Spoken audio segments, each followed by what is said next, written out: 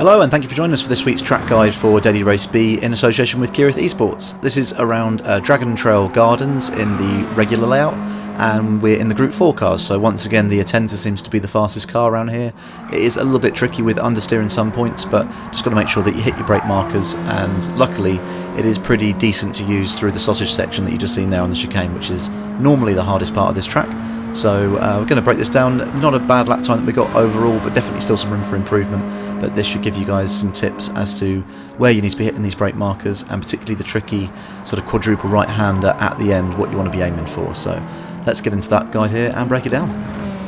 Here we go for the start of our lap then, and please do consider liking and subscribing if you're enjoying the content. We're going to be looking out here for the Drago Trail boards that are on the right hand side. So it's not this first one, but the second one.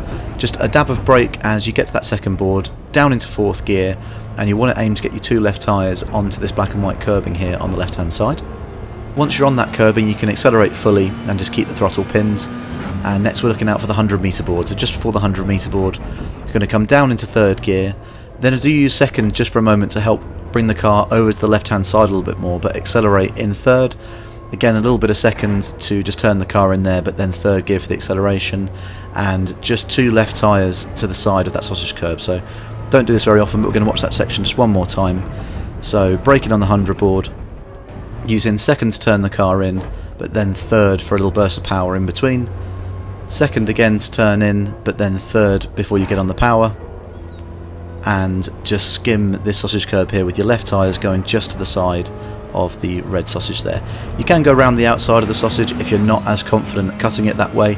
It's not that much slower, but if you can get consistent at aiming your car over there, these Gr4s don't bounce around as much as some of the Gr3s. Just before the 100 metre board here, we're getting on the brakes hard, and you want to turn in quite late for this. So you see I don't start turning in until right at the end where you start seeing the tyre marks there. Down to second gear, and accelerating early is going to be a key part of rotating the car around the last part of that corner. So I don't quite get on the power as early as I would have liked to there, but you really want to start accelerating at the apex. Now just before the sand here, we're going to have a dab of brake, turn in fourth initially, but then do downshift to third and feed the power in. Stay in the middle of the road here, but get over slightly to the right hand side.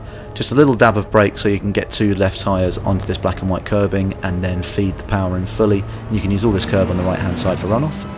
And then another tricky section here, so as you get to this Drago Trail board on your left, bit of brake and third gear. I do use second just for a moment to help rotate the car because it really wants to understeer off.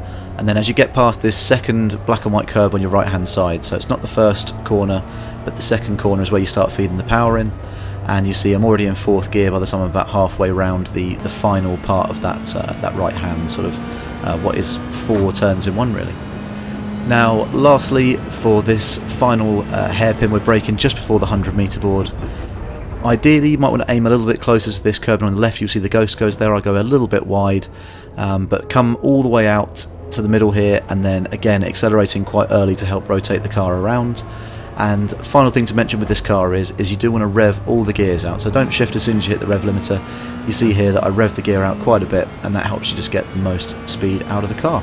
So if you have enjoyed that, please do drop a like and consider subscribing. Head over to JB Racing on YouTube if you want to see more Gran Turismo 7 content and other track guides, and I'll leave you with the lap to play out now at full speed. Thanks very much for tuning in.